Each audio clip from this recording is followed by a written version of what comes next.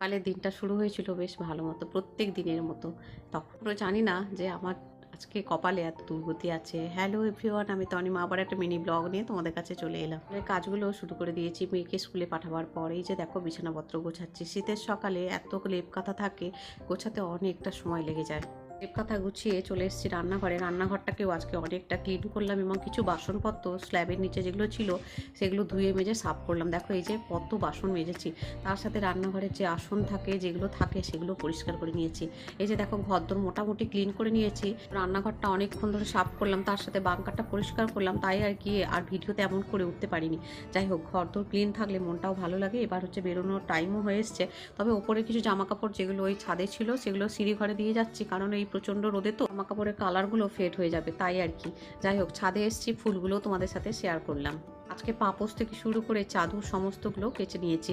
কেচে এখন রোদে দিয়ে যাচ্ছি। আসার পর দেখবো যে অনেকটাই শুকিয়ে গেছে, কারণ যা রোদের তাও হচ্ছে আর এবছর নাকি তেমনি গরমও পড়বে শুনলাম।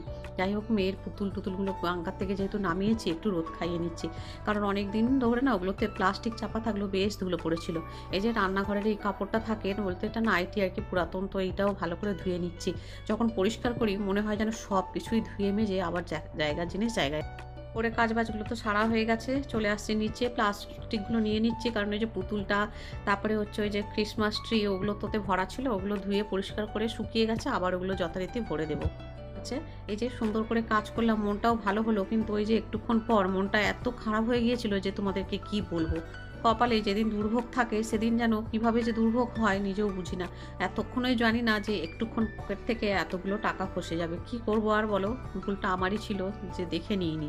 যাই হোক, আজকে এই যে বারুইপুরে পৌঁছানোর পর টিটি বললো যে তোমার টিকিটটা দেখো, যেহেতু মান্থলি আছে, ব্যাগ থেকে বার করলাম, দেখলাম, ওনাকে দিলাম। দেওয়ার পর উনি বললেন যে মান্থলিটা তো হচ্ছে তোমার বিধাননগর পর্যন্ত কাটা, কিন্তু আমি তো বারুইপুর পর্যন্ত কাটি সোনারপুর থেকে, তো কি করে বিধাননগর পর্যন্ত কাটা হলো সেটা আমি নিজেও জানি না। ওনাদের ভুল কি কি সেটা তো আমি জানি না। মান্থলি কাটা, কিন্তু সেটা বিধাননগর পর্যন্ত। যাই হোক, সেখানে আর 260 টাকা ফাইন দিতে হয়েছিল। 13 তারিখে মান্থলি কাটা, সেখানে 100 টাকা সেটাও গেল। তার সাথে আজকে আবার মান্থলি কেটে তবে বাড়ি ফিরলাম, যেহেতু পরের দিন আবার মেয়ের স্কুল আছে। সন্ধ্যাবেলায় সন্ধ্যা নিবেদন করলাম, ওই যে মনটা খারাপ, ঠাকুরের কাছে প্রার্থনা করলাম। যাই হোক, এই ভুল থেকে বড় শিক্ষা নিলাম, ভগবান যেটা করে সেটা মঙ্গলের জন্যই করে, যাতে দ্বিতীয়বার এই ভুলটা না হয়।